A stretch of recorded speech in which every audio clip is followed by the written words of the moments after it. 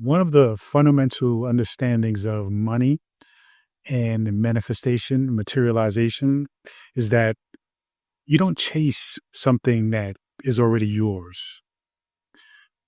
When we think about this and dissect this statement, that you don't chase something that is already yours, we are coming from the philosophy, the theory, the truth that in order for you to materialize anything, to experience something, it must be already yours in your mind. This is what Neville Goddard refers to when thinking from the end in mind. Many times we're on this journey and we're kind of moving along the journey, thinking from a place of desire or wanted, rather than thinking from a place of already being. When we think from the state of mind of already being, already having, that is when we actually begin to materialize. That is when the materialization actually happens. So when it comes to you and your money, your finances, and you establishing or attracting or creating all of the money that you want and need, you must understand that it is already yours. That is actually how you materialize it. The mind, the body, consciousness is so strong that it is ahead of the materialization of the thing. Remember that this physical reality is a byproduct of your spiritual understanding, your spiritual belief, your spiritual truth. Okay? We often think the other way around. We're taught kind of opposite of the realities of the universe. We're taught that in order for you to believe it, you must see it first. But in actuality, your spiritual belief, right, your spiritual understanding, your spiritual truth is what creates the physical. Okay? So as we talk about this, I want to give you a few examples of how to think about this.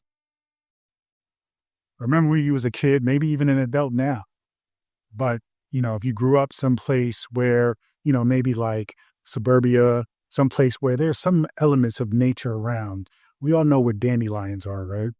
So dandelions are these interesting kind of flowers, right? That float around in the sky, right? They usually do this during the summer or spring season, right? I'm really not sure exactly when the season it happens. But as a child, you will see these dandelions floating around. And if you were like me, you would try to catch one of these dandelions, right? Because catching one of these dandelions means good luck. It means something good is going to happen, or it's just straight up fun. Why is it fun? Because there's a bit of a challenge to it. There's a bit of a trick to actually catching the dandelion. You see, you can't go in and aggressively try to grab the dandelion. Why? Because it will just simply escape, right, the grasp of your hand. And so you have to figure out a way, you would try to grab it aggressively and it would kind of slip out of your fingers, essentially. Then you would notice that the less aggressive you were, the less you chased it, the less you went to aggressively grab it, the more likely it was to stay close to your fingers, right? Stay within your palm. And so eventually you get to a point where you reach your hand out and you will kind of follow the dandelion as it's floating around, and you will slowly follow its lead and it will gently fall into your hand, and you would just simply close your hand slowly. And that's when you have it. This is how we need to think about your money, okay? In order for you to grab this dandelion, you had to essentially be one with the dandelion.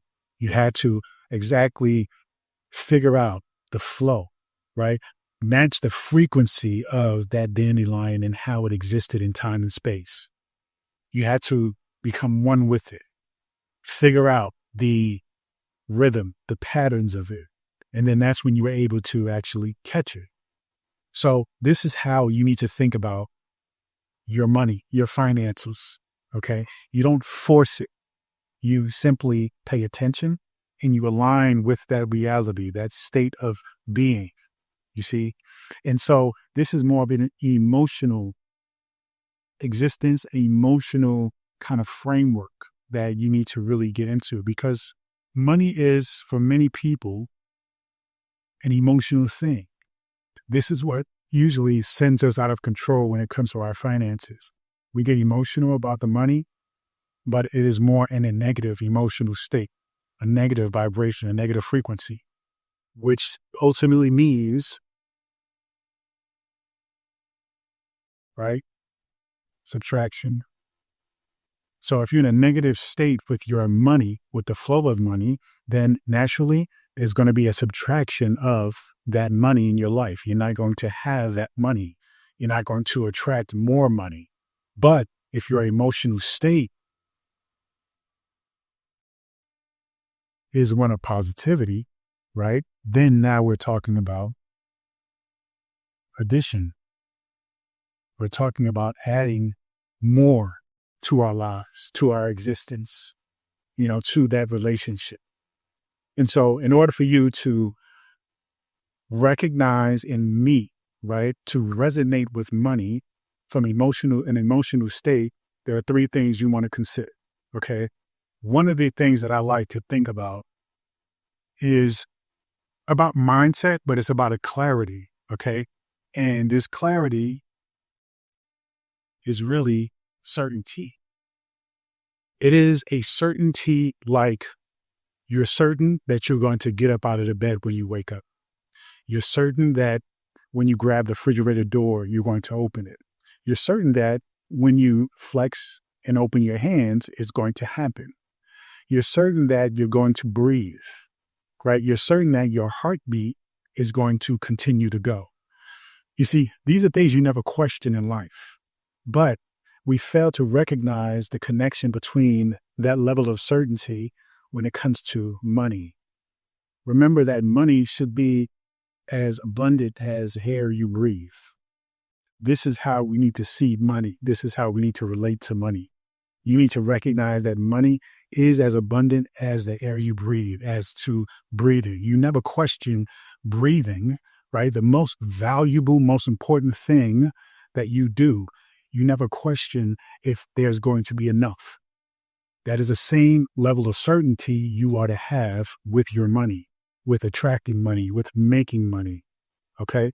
Now, with that certainty, just like we're certain we're going to breathe air, that brings to you which is the next step. It's going to bring to you a level of ease, So we go from certainty, having a sense of deep knowing that your financial well-being is assured, right? Right. This is a knowing, not a wonder, not a asking, not a questioning. This is a knowing. And then when you are connected with that knowing, just like you're going to be able to breathe air, and that air is everywhere and that you're not going to lack it. That knowing lends itself to a sense of ease, right? Which is now you allowing money to flow into your life without any sense of struggle, any sense of anxiety, just full-blown peace. Okay. So now we're talking peace. And then finally, when it comes to the frequency of money, then we get into really being one with abundance, one with the exchange. Okay. We're talking about generosity. We're talking about here the feeling of abundance that allows you to give freely, right? This in part has a lot to do with recognizing oneness for me. When you recognize you are one with everything and everyone, then there's no sense of selfishness as to keep everything and to hold and hoard the money, right? You recognize that when you give money, it is an exchange. It is you giving to yourself. And then that giving essentially compounds and grows, right? It's like when we think about giving, being generous, whether it be working with somebody else in relationship or business, saying, hey, you provide this service or product. I need that for my business or to maybe grow my money as an investment, right? You look at it as a means of, well, let me give you this money and you provide that, and that will essentially help me to recognize, right, this flow of money, right? This connection with abundance and growth and adding to your life and also my life. You see? So you understand that this is about really shifting from a mindset of lack to one of abundance. Another interesting story is I have a dog. Her name is Tofu. And very playful, probably the most kind-hearted dog I've ever met, not an aggressive bone in her body. And sometimes when I let her out to go running and my son is with me and he lets her out to go running, they're basically siblings, right? So sometimes he'll get mad because he'll say, how come when I call her, she don't come to me? And I'm like, well, because you're not the alpha. You're like a sibling. You're like a cub, with her. Like you're part of the same litter in her mind. So she doesn't see you as the authority. But anyway, sometimes he'll go and play with her and he'll go running toward her. And immediately when she does it, she runs away from him. Okay. So every time he runs toward her and sometimes he's calling her to come to him, she runs away. So it's this kind of like this sense of recognizing that chase, right? Basically, it repels things away. So you do not want to chase the money because naturally when you're chasing something, the very nature of that thing you're chasing, think about all of nature. Whenever something is chased, what does it do? Right? It runs away. So when it comes to money, don't chase it. If you want to attract something or you want something to come to you, you have to essentially stand firm, right? You have to be one with that, not run after that. And I know we have a mindset, a hustle mindset, which, don't get me wrong, is a good way to be as far as being intentional about making money and figuring out and actually being somebody who is going after it, right? In the sense of you see an opportunity and you make it so, right? But when we think about chasing, though, chasing comes with it a sense of desperation, right? It's just like when we observe animals, right? Let's say predators. They're chasing that animal because they are desperate. They are desperate because if they do not catch that animal, they essentially will die. This is a matter of life and death for them. And that's the very reason why they're chasing an animal and that animal is running away, because for it also, it is a matter of life and death. So they're matching frequencies here. The issue is you're not going to be faster than money. Okay. So in order for you to actually get the money, you must be essentially like bait, right? You must kind of be at a space where the money comes to you rather than you chasing the money. Right. So chasing money, it originates from this space of lack and scarcity and desperation and survival. That's not where you want to be. Right. So what you want to do is you want to match money's frequency. And you do this by embodiment. And that's what I'm talking about here. You must embody that frequency of money. Okay. You must become one with that frequency, becoming the energy of wealth. Okay. Not the energy of seeking wealth, or fighting for the wealth. Okay.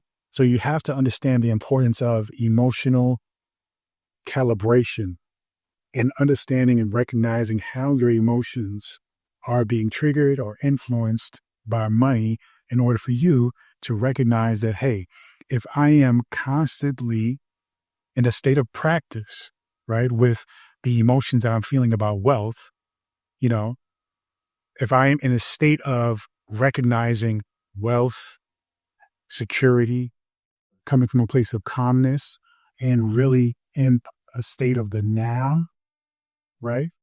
Like I said before, with the end in mind, then that is what is going to be the frequency. That is what is going to attract. That is what is going to determine or lead the universe for me. So you have to understand the importance of being in the now, being and living with the end in mind, you know, becoming the energy of wealth. Very important.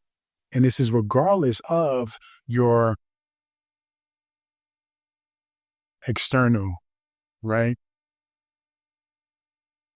environment. Outside of your senses. Remember, we're talking about the spiritual versus the physical. Spiritual happens first, then the physical. So, whatever's happening in this moment that doesn't match your desires and what it is that you want, that is because it's a result of who you once were spiritually. Now that you are being in alignment with your desires, the things that will materialize, right, eventually will happen as a result of who you are being now. So remember, this is really a byproduct of the past, your past self, your past identity. Okay. This is not really something that you should be focused on because you're over there, but it gives you a reference point of understanding how this whole formula works. So you have to really get into the emotional state of having what it is you desire now in order for you to then create that. This is what we talk about in a future self frequency. Being that who has it all in the now, in your heart, your body, and your spirit, right? When you are essentially embodying that desire, it then aligns you with the reality, the physical reality that you desire, right? Because you are here in the spiritual, and the spiritual dictates and creates the physical. Okay. So to conclude, your ultimate goal here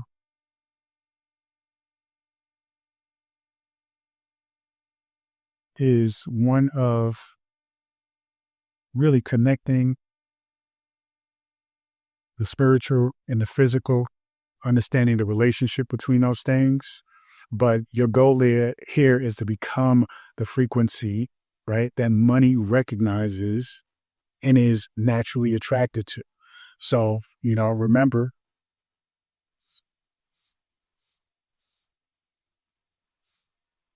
right, this dandelion here. I think this is a pretty good dandelion, actually, right? You have to be one with it in order for you to have it, to catch it. Okay. And essentially, it's catching you, right? Because it is baiting you, it is showing you the way of his being. You are matching that being, you are matching that vibration, that frequency. So observe how you've been with money. Have you been too aggressive? Have you been too desperate? Have you been from a place of lack? If that is what you notice about how you've been, then you have to shift that. And you shift that by, again, embodying, having it array.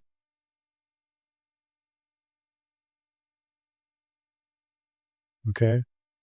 That's how, once you get into the space of having it already in your mind, your spirit, your body, every fiber that you can possibly control, every second that you can, right? Then that will turn into minutes, that will turn into hours, that will turn into days. That will be your very existence and identity. And that will materialize,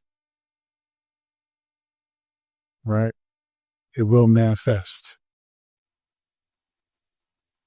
That's essentially how you match the frequency of the money that you desire. Be that. Once you are that, then everything else will come to you. All right. When you go to futureselffrequency.com, you subscribe to get the free gifts. All right. That will send you on your journey to actually walking through the portal of your future self and really aligning and understanding the mechanisms and the skill set to actually align with the version of you that has it all. So again, I invite you to go to futureselffrequency.com, put your email address in, phone number, your name. You'll get a series of emails that will walk you through this process. Okay. And that will essentially help you to align with the version of you that simply has it all. Thank you so much. Peace and abundance always.